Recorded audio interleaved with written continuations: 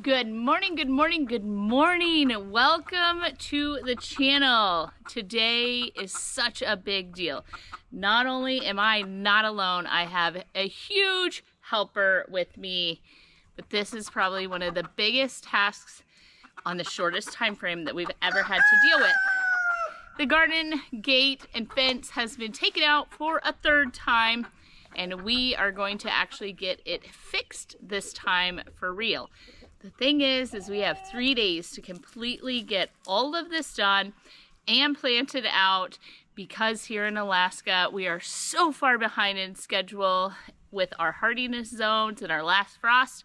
However, we catch up very, very quickly once everything goes in the ground with our nearly 24 hours of daylight. So let's get right into it. We're gonna get this garden in.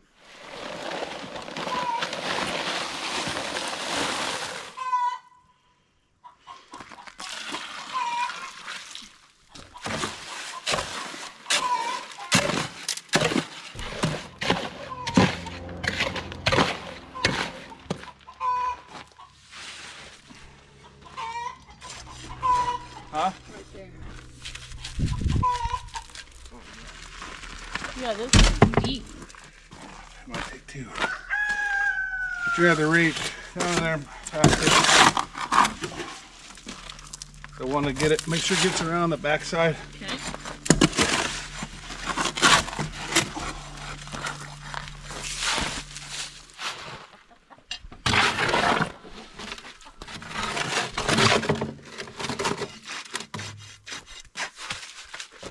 We pulled out the old post that we had with these other brackets that they sold. We bought them, we tried them, we didn't like them. They're too flimsy for what we're doing, how high the posts are. They might work really well for a short fence, something. But yeah, so we pulled those back out. We're concreting in another corner post right now. And then I'll be able to pull string lines on those instead of all the other posts for the gates and the interior. And we'll knock it out and it'll be solid. So What are we using? done goofing around. Yeah. Between the dogs and the chickens, can they hear anything we're saying? Doubt it.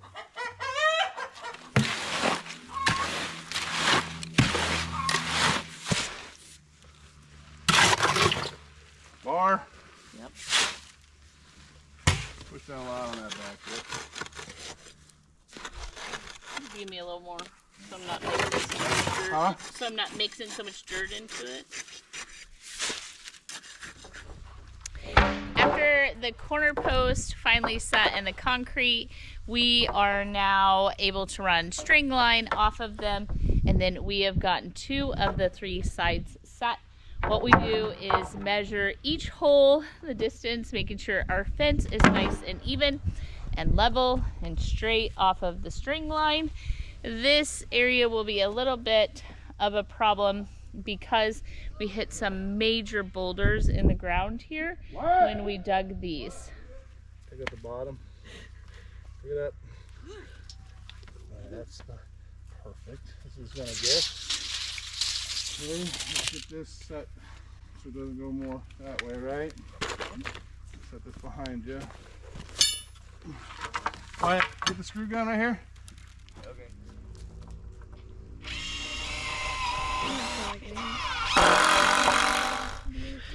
Talk to you, Jessica. I want you to go on the other side of it because we're gonna have to kick it.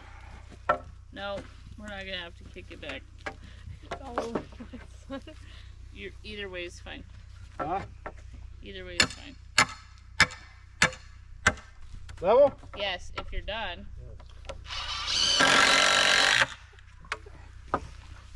Okay. Watch out. Pull it out.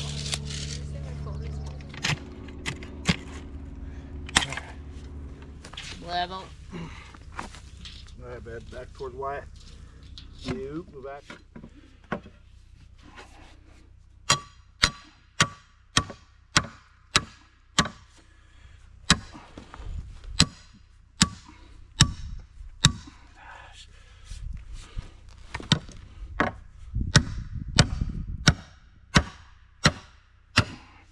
Call it. Screw it. I got it. Level? Yeah. Morning. Just checking on the post. We got pouring these posts till 11:30 last night, making sure they're set up.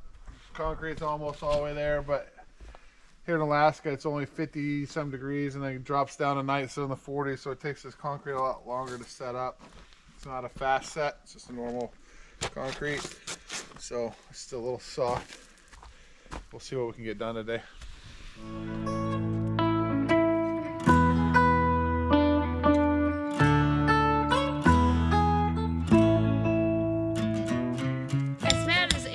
About already hitting one of the posts. It's best that if that was going to happen, it happens now before we're done building the fence and not after the entire fence is in. So we now have to reset this post, but we have 1, 2, 3, 4 other posts that we're setting. 2 of them are for the gate between the greenhouses, and then 2 of them are for the raspberries. And now it just turns out there's 5 posts that we're setting.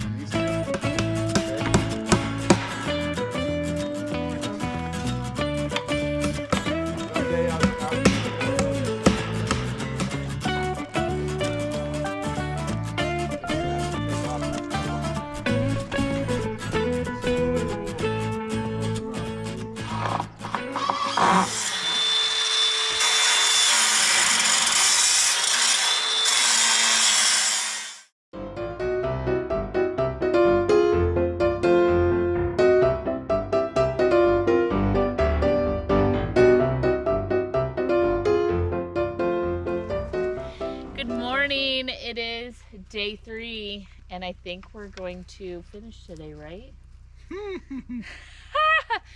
We think we will. We have to get this one side nailed up, and the greenhouse here, something to block the entrances. Maybe the raspberry post set, and then we're done. And then we can start planting out. It rained and rained and rained last night, and it is a mud hole out here today. So we're gonna try to avoid digging in the dirt, and we're tired, so let's go.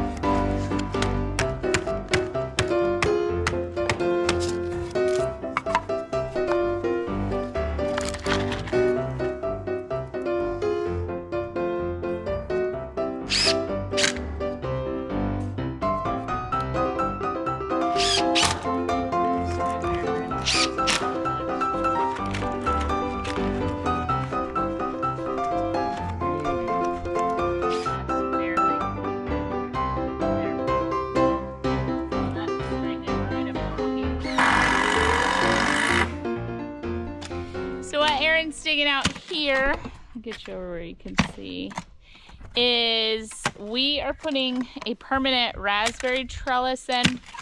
This end of the garden bed is going to be all raspberries, and we did want to keep them as protected as possible from the moose and all of the other little things.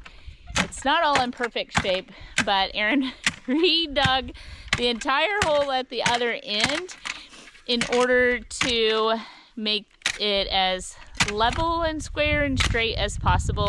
There's going to be a lot of work done around this area, but we don't want to be rolling wheelbarrows of concrete through the garden once it's planted out.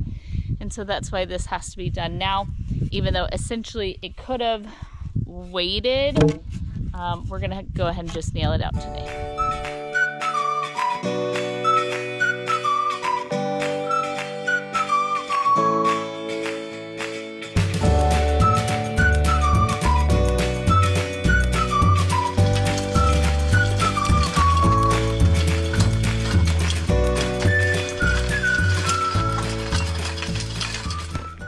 Most amazingly, in the past 3 days, we actually did almost everything that we set as a goal. And of course, everything is full of hiccups and weather and all the different elements that make everything not go as smoothly as possible. However, here is what we got done. I think it's 19 4x4 posts, set, level, straight, square. The whole garden is completely squared up, permanent fencing, all of that set, concrete poured, and then we added all of the panels to keep the moose and other things like the dogs and chickens out, and then set all of the rest of the fencing. What we got done behind us here is it doesn't look fantastic. Some of these panels got hit by the tractor this winter, and I just cut off the bad pieces, worked it together, and I don't know how well the camera shows it. I'm trying to get you in here this strange angle. So the shape of the greenhouse, and then here is the permanent post, and so this fence is tucked just inside of that. There's a little retaining wall here that's going to keep my good garden soil from sliding out underneath the greenhouses. And then what my hope is because this is big enough space for the dogs, is that the dogs and everything, because they can't get through the fence, would just avoid this area altogether. One of the other 3-day goals we had was actually finishing this greenhouse. It's fairly simple from here, just putting the top and the covers over it. No problem. We did get it set in place. We got a base built for it. We have it set in place, and now we just have to finish tacking it out. But I didn't want to do that until I reached in here. I need to take off this support from the post that has been set, and I want to put a little bit of retaining wall here as well. All of this here is my good garden soil, and I want to keep it from, like I said earlier, running away underneath the greenhouses and out into no man's land. So I have to take this stuff down in order to get this put in, and then we can finish putting the top on this.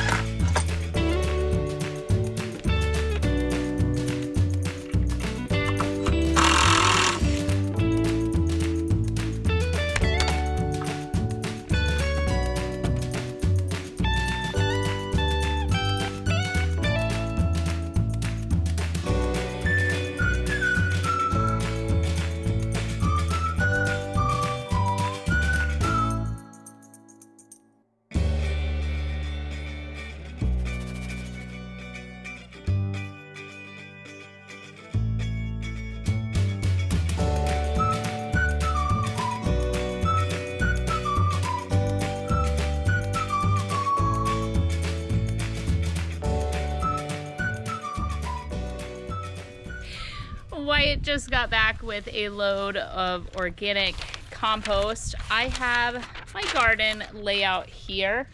I just used the lawnmower to kind of chop up all of the straw and hay that was on the top of the garden, everything underneath it is nice and soft and lovely, and we're gonna get everything built out, and then we'll kind of turn up the soil a little bit and then add the topping of the compost. And what is super helpful is this just breaks it down to where it's going to be easier to work with in the soil, and it's not big huge clumps throughout the garden that the little plants would have a hard time maneuvering through. So we have more walkways than we previously did in last year's garden, and the reason behind that is I had a really hard time reaching the center no matter what direction I came at it from. We have our center walkway pulled that way. We have the first walkway pulled in. Now I have a 2-foot walkway between the fence and the first bed. The first bed is a little bit different than all of the rest, and it is the potato bed, and so it is going to be 4 foot wide. And so I'm going to pull everything up into it because the goal is to kind of mound the dirt into the rows and have the walkways a little bit low. My garden, for those of you that don't know, is just solid garden space, and I did it like this so that I could change the beds as I pleased throughout the years. I could add amendments, I could till it all together if I wanted. I can do this any way that I want to do it, and the layout can constantly change. And I really liked the idea of like a more southern garden where they just go and they turn up soil in the field and they change the rows and all of the things each and every year, and it can just be something different all of the time. And because I'm a newer gardener, that was the most appealing way to do this for me. And so what we have is some different walkways and some different things that I have learned over the last couple of years that I do and don't want to deal with. And so the first thing I'm going to do is kind of hill up the area around this potato bed, and then we'll be able to get the first bed planted out. Let's talk about how to plant potatoes. So I have my potato bed here. I've pulled the soil from the sides, kind of the walkways, and I have a good layer of straw in there that was just left over from winter. And then I have some fishbone meal that we're gonna dress the garden with. To this, I have a whole wheelbarrow of fresh compost, and we're gonna top dress over the fertilizer. I'm gonna gently move the compost around with my rake, just kind of leveling out the bed and essentially mixing the fertilizer in. I have this whole box of seed potatoes here, and let me just show you what to do. So each one of the eyes, we want to try and face them up, or the things that are growing is actually the potato plant itself. And so we just reach in, and because our garden, his soil is so nice and fluffy, we can just plant them like that. So I'll dig a little hole and plant the potato. Try not to knock off those eyes. Now, what I'm gonna go along and do is actually dig and then cover over on my way back through.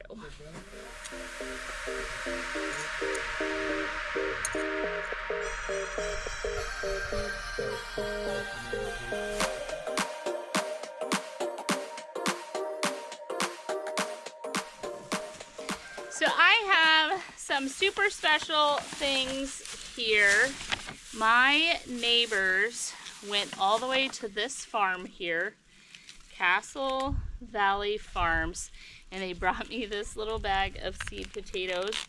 And so I am gonna plant them at this center here. Now these, I may actually, no, I'll just do it how I always do it. So, But the other thing is, right here, is 2 years ago, my very first garden, my potatoes produced something called a potato seed. I saved the potato seed. It looks like a little berry that grows on it, and it takes like really high water content and the perfect conditions. And what it produces is a potato that has never existed before. I saved that seed and then planted it out last year, and I got these wee little baby potatoes, and I am actually going to plant a potato right here that has never existed before. They look like little raisins right now, so we have no idea what they'll end up being, but they will be something unique. Uniquely different. So, this little corner is our little special potato area. And now that we have all the potatoes in a row, I'm just going to come along and gently cover over them by knocking down the hills in between them.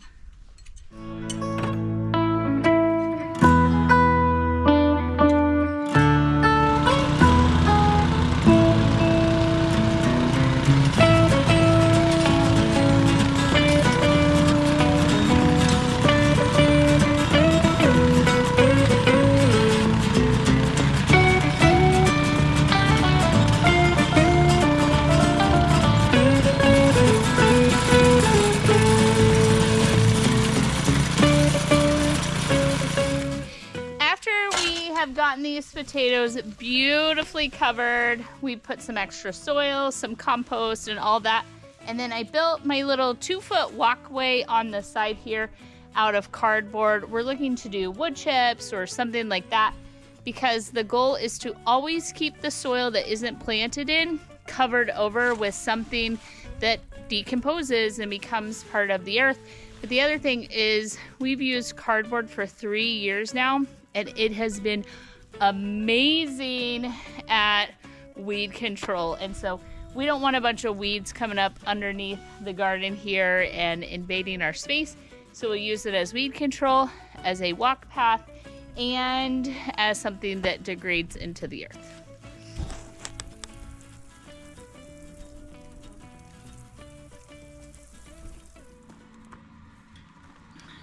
Good morning, friends. Oh, goodness. Oh, goodness. It is early. It is the earliest I've been out here. And those of you that don't know, I am not a morning person.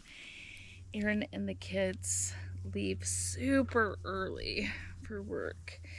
And I am so excited for today because it is supposed to be the nicest weather that I'm going to have for a while.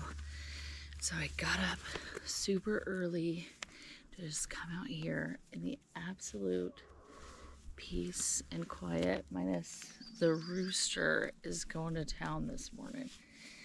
The birds are chirping. Look at the lake. It is so still. There's not a ripple. It just is.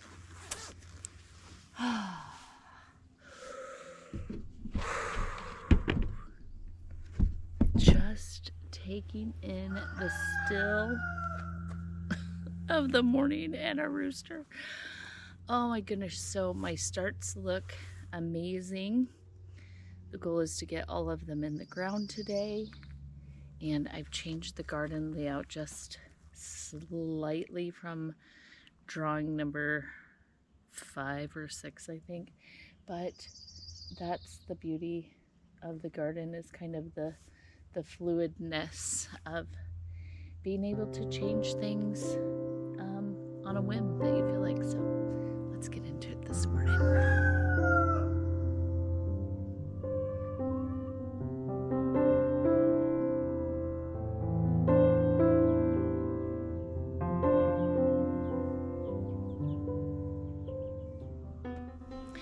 So So what I'm putting in here on the south side of the garden is a super cool trellis. So what I've put in is a couple of T-posts, and I had 2 extra panels from building the fence. There's chickens. And then I got those 2 panels set up here, and what they're gonna be is beans and peas on this far south side. And what I'm hoping is as we plant brassicas kind of behind them, the brassicas don't appreciate the amount of sunlight that we get here in Alaska, and I'm hoping that these trellises will kind of help shade the broccoli and the cauliflower and all of those good things kind of behind it. And then we will have a cascade of beans and peas down the walkway in the garden. So it's super simple. I just took some leftover T-posts from last year's garden. These 2 panels, and I measured them out. Now they're huge. They are 10 foot by 7.5 foot. And because in my house, Aaron and all of our boys are over 6 foot tall, and our daughter is 5'10". So to have a walkway, I can't just bend it in half. I watch on a lot of channels and I'm like, oh, that's awesome. They have these panels just bent in half and they can kind of scoot underneath them. And I think it's misleading on YouTube how tall people actually are and what we can scoot underneath. So I have some tie wire here, and what you do is I just bend it in half so that I can have the double strength. Getting way down here at the very bottom of the T-post, I have this measured out, and so it should go right to that side there. Go over and under, okay? So on some of these like that, but going over and under the wire will keep it in line. You give it a good twist on the back here.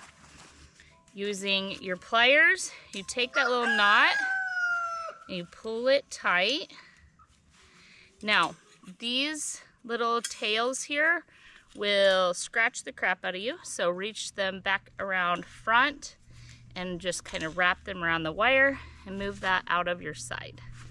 Now doing the same thing on the opposite side, even though we're going to do 3 of these per post, we want to work our way back and forth. And that is going to take some of the bow out. So I'm not a perfect measure, obviously. So this one's a little bit longer, but that's okay. Put that on the inside. Same thing, I just gave it a cross. Take the pliers, twist, twist, twist. Close it nice and tight. And now I want to tuck in all the additional wiring.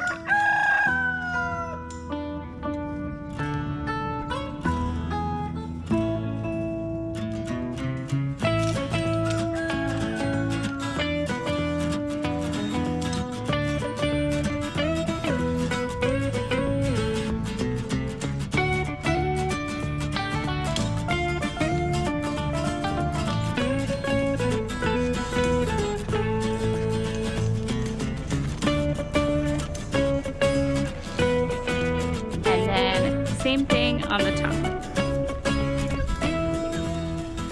Now, if you had a long enough panel and you wanted that somewhere in the center of the garden, that is great. That is beautiful. And what you can do is just tie it off that exact same way. I don't have that. Mine's along the fence and the walkway. So I'm going to start by bending it gently towards me. Not so gently because it's super duper heavy. Okay. So mine is in a little bit of an awkward spot. So I need a grinder because this is actually really thick gauge metal and I can't cut it by hand. The other thing is it's moose fencing, and so it is really, really thick, really hard to bend. So So I'm just gonna come along here and kind of gauge where it needs to be cut.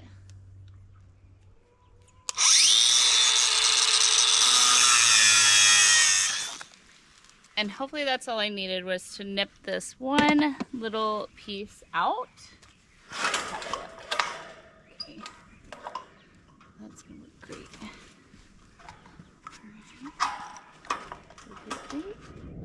I'm gonna start at this end, maybe that way.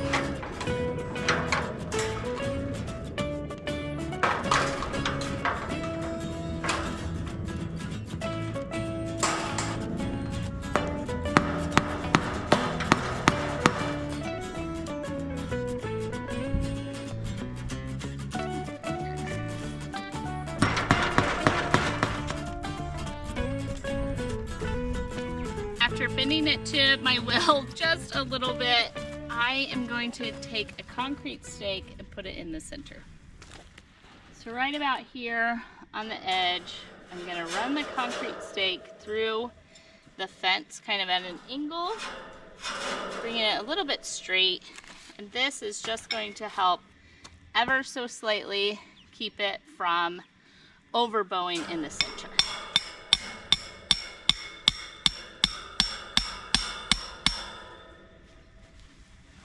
That is it.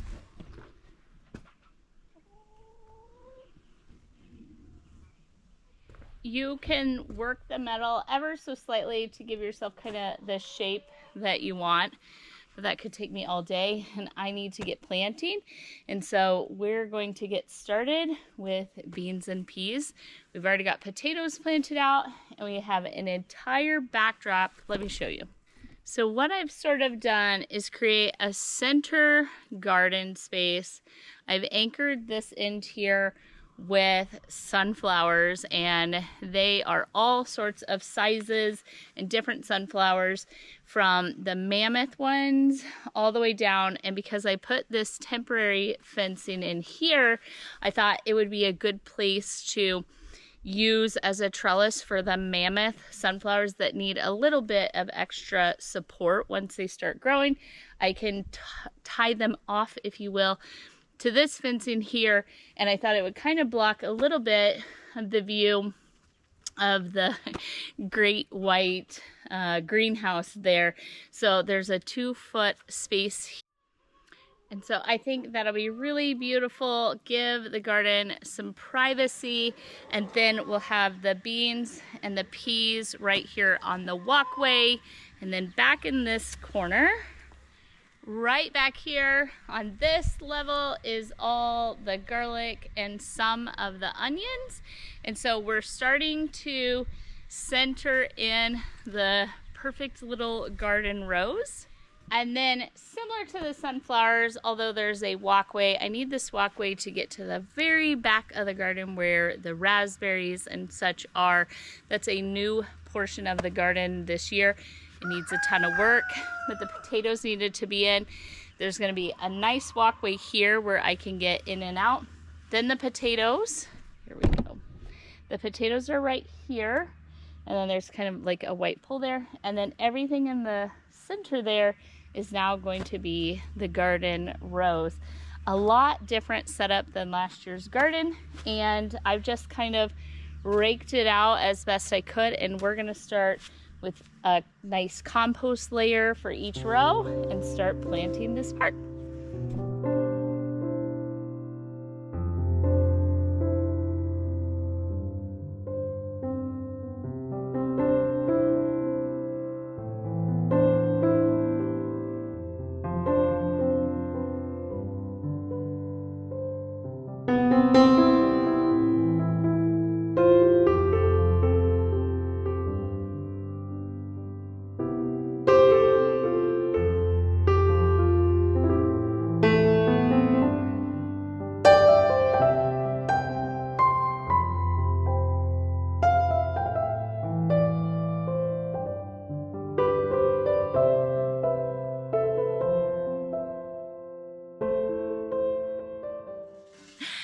Happy Saturday, friends. We are on the final bed that we're going to plant out today.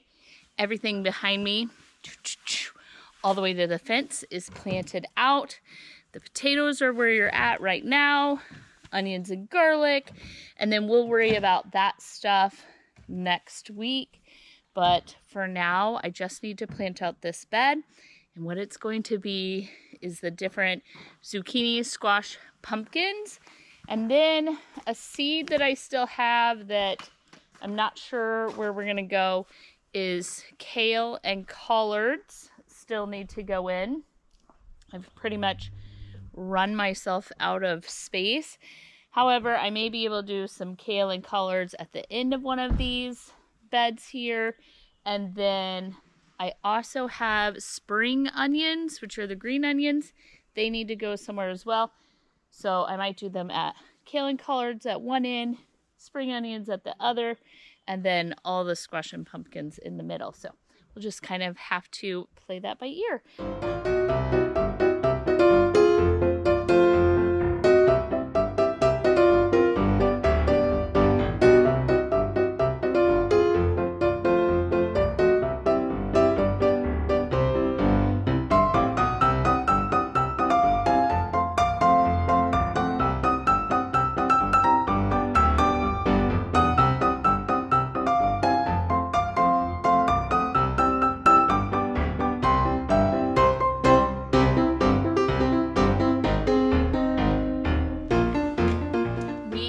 Here in the greenhouse and it has started raining, so I've quit working in the garden for a minute.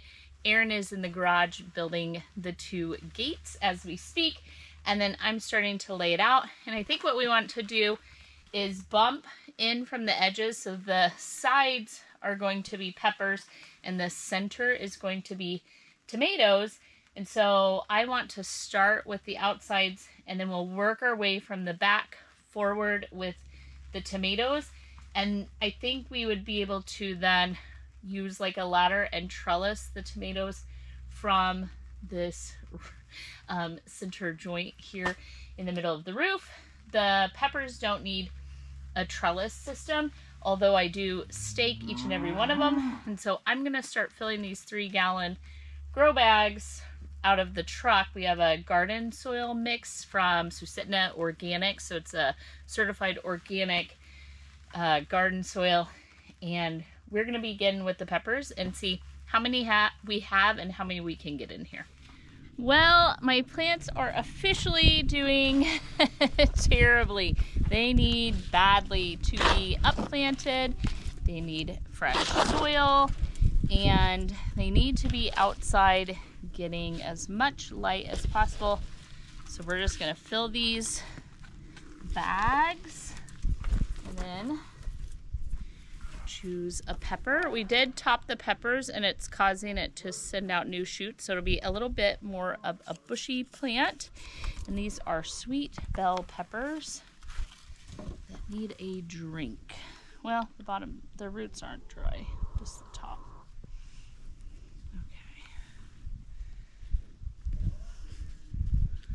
Okay, label.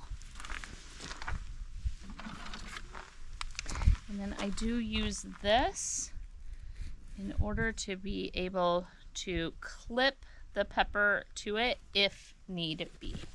And then I'm going to put these in the wagon. And we'll just do one wagon load at a time.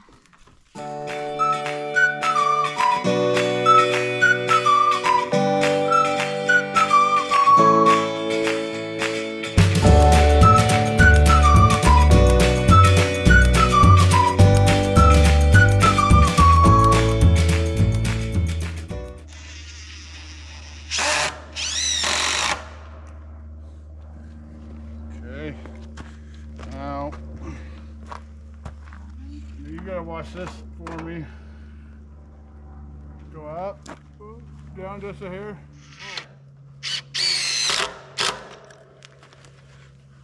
Good. Level? Level as can be. You're gonna go like this, I'm sure. Yes, sir, that would look good. What do you think?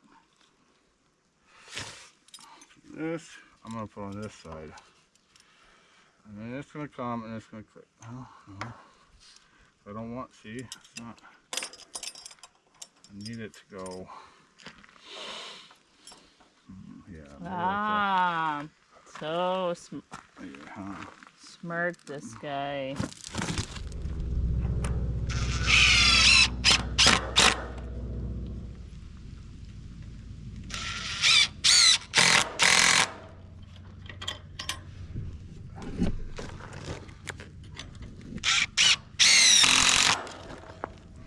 Yeah, they're smart screws.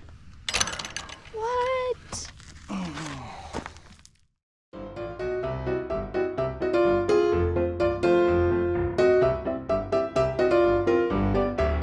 So it's really easy to see from this angle, obviously, what are pathways and then garden beds. So the garden beds are roughly 4 foot across, and then the pathway is only the width of the rake. So whatever that totals to be. And then I have access to each one of the garden beds from the ends and both of the sides. So we have 1, 2, 3, 4, 5 rows headed this way. And so what I'm doing in the walkways is, it's going to look pretty level, like I said, is I'm putting a super thick layer of this straw down. Now, straw worked well. It has its downfalls as well as any other thing that you put in the garden. Wood chips have a downfall. They take a really long time to turn into compost, especially up here where we get such short seasons. The straw that I put in the bed last year did biodegrade, become part of the garden by the end of the season, and the only straw that you saw in the beginning was the straw that I used over winter time to insulate the garlic.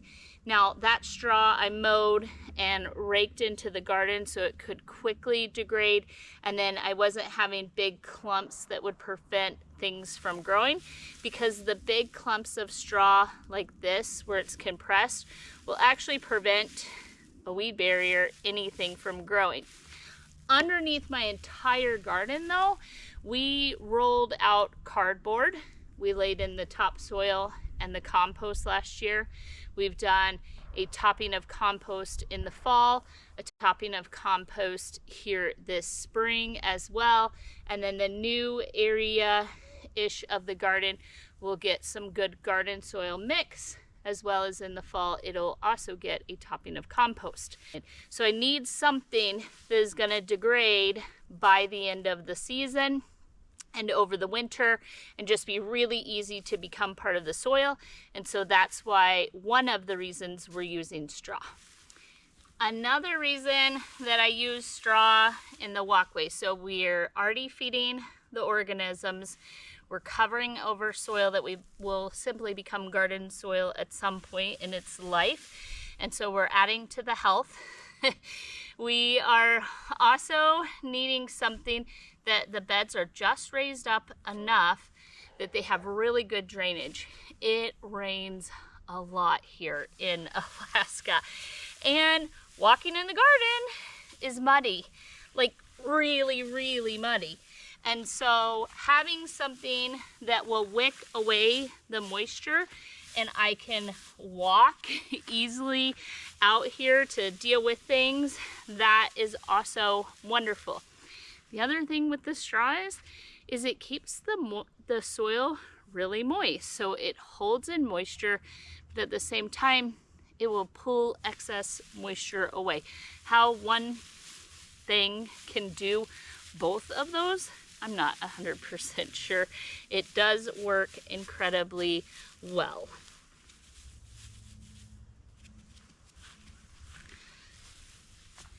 I thought before I covered the beds over with straw, I'll show you what's going on. We are not getting as much rain as we normally get, and I'm having to water every day right now, which is insane. However, the soil is really, really good at wicking away moisture, which is great because last year it rained every single day.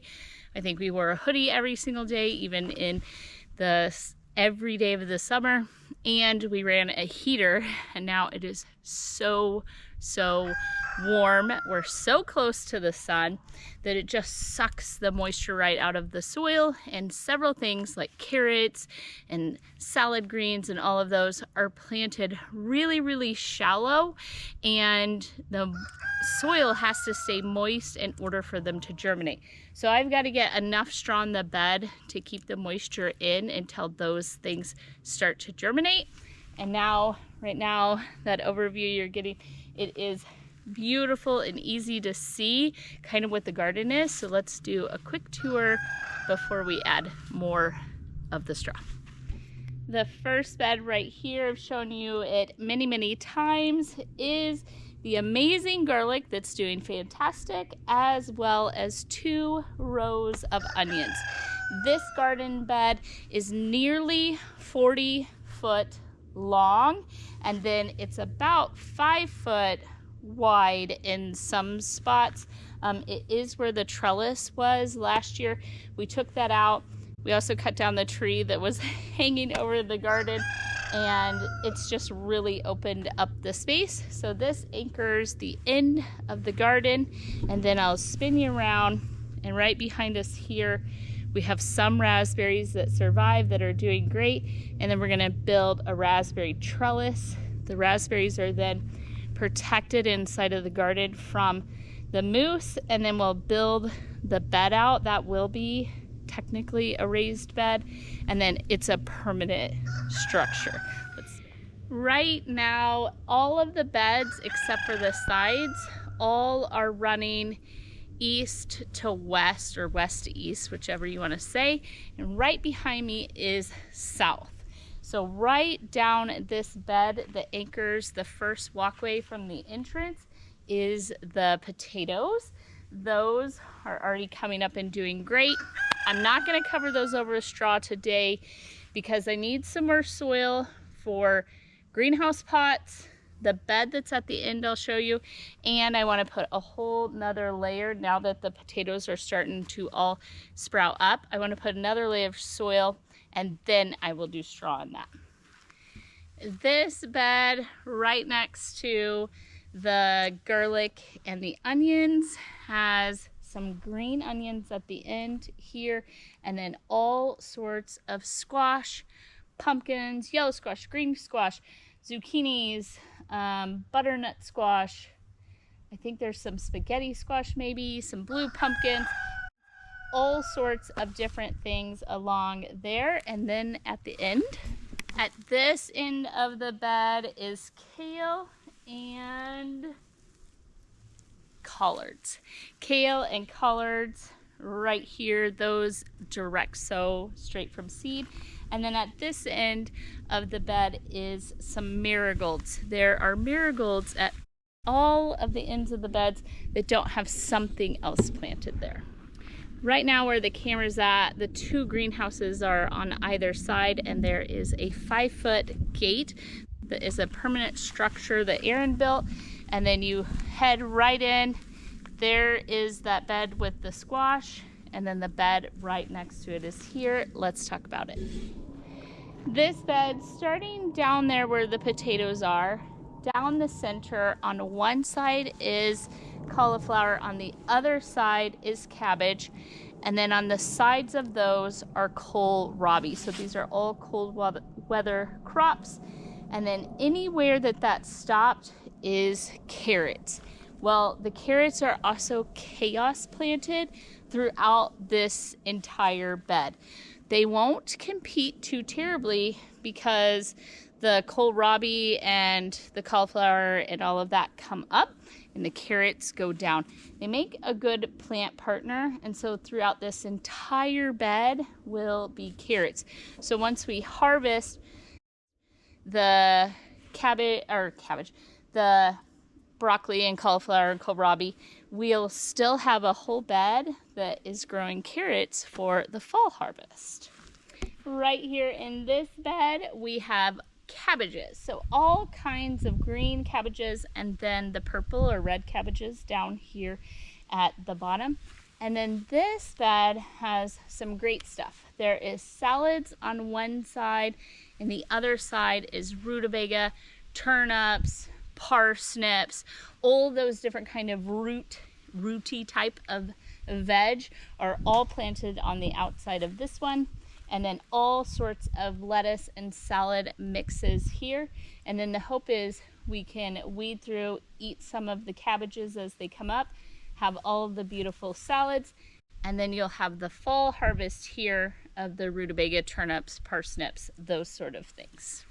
Moving more south, this beautiful bed is kind of a combination. There's all sorts of mustards and different kinds of real hardy leafy greens, and then we have some flowers that made it and had no place to go. Both of these should plant out, end up having some blue flowers, but the center of the row was the seed starts, and what we have is all of the celery on one side. The other side has 2 rows of beets. We went ahead and threw some onions in this bed. There is some cilantro in this bed, and then this bed at that end has all of the different radishes that we're growing there. So there's several different things in here, but it still looks nice and tidy when you look at the bed. Now we're all the way at the south end of the garden, and what we have in this bed is I built these 2 trellises, one here, one behind you. There are beans on this trellis that should come up and over. In the end of the bed is some artichokes, onions in the center, and then right here is where the Brussels sprouts are on the opposite end.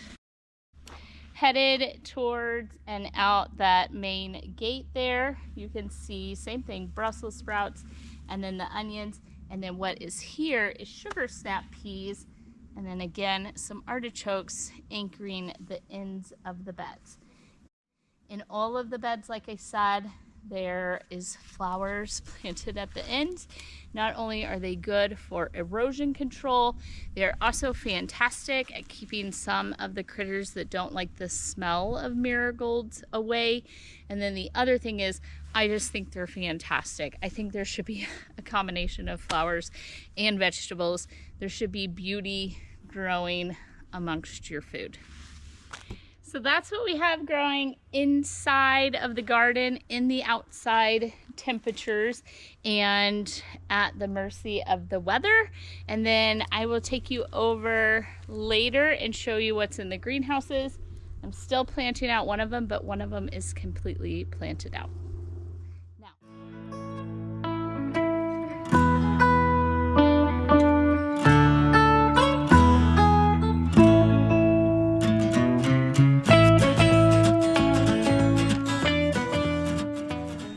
I have finally gotten both greenhouses planted out. Let me take you in for a look.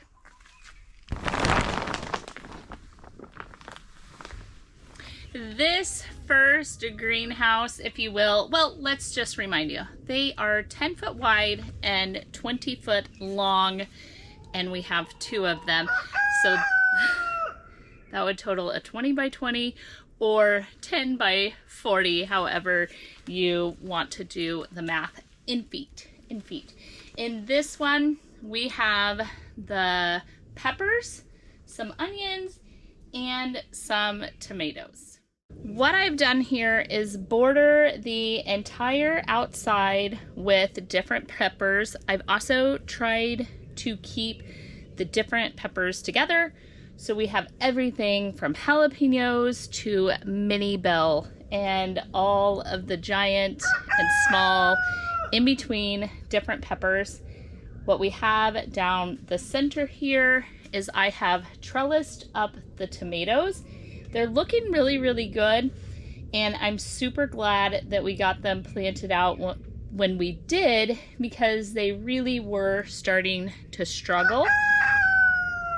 It's still been a little bit chilly here in Alaska, but they get the afternoon heat and it really does heat up the greenhouse, and the tomatoes are looking really well for this point I intentionally ordered additional onions, not because I don't think that we can grow them outside, but because outside they haven't done fantastic the last couple of years. However, the other thing is bugs and the icky things don't particularly care for onions, the scent or the flavor of them. So tucking the onions in the tomatoes and the peppers is really helping us out, and we're hoping that that kind of interplanting idea of trying to combat some of the bad bugs with scents and so on that they don't really care for. I don't necessarily care for the way that I have these hanging baskets here. However, they leave a little bit to be desired, but I like the concept, I like the idea, and hopefully moving forward I can come up with something a little bit better. Now let me take you into the second greenhouse. Now this one is totally different. Right over here the other day, Aaron and I built this first bench, and while I was planting out, Aaron got home from a welding job and he went and constructed this second bench for me, or table, whatever you want to call them.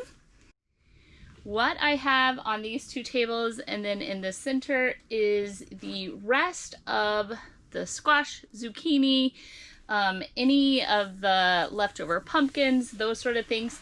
And what I noticed last year, like I said, I only got the one tiny little pumpkin, and I think they just need a little more heat than what we get up here in Alaska. And so I built these tables with the hopes that some of them are bushes, like they'll just pop out and be big and fat, but I have enough leftover space I can move them around a little bit. And then the ones that vine, I'm hoping that they'll spill out into kind of this walkway, and keeping them elevated may be a little bit more manageable. And then right in here behind all of them, we have what is left of the peppers. I was going to just call it good and not do any more peppers. However, they were looking really good and I wanted to give them a chance. I wanted to see if there was any difference between that end greenhouse and this end. I know they're not that far apart. They get wind just slightly different, and then they get a little bit different sun in the evening, the afternoon, than the other one. And so I just kind of am curious, a little bit of a learning experience here. And then of course I have the onions growing all over as well. Down here in the center, not as many tomatillos survived the initial process as what I had hoped. And so about the halfway mark, we have tomatillos. And I would have liked to have them 3 in groups of 3, just like the tomatoes in the other greenhouse, and then all the way down the center, because I would have loved to make some amazing green salsas with them. However, we are just going to be grateful for the ones that we have, because the ones that we do have look amazing. They already look better than the ones from last year, and I just know, being in the greenhouse and that afternoon heat, that they are going to do wonderful, or at least I hope so. And down this side here is the last of the tomatoes. Some of them are trellis and others are kind of like a bush type of tomato. I saved a couple of them in pots.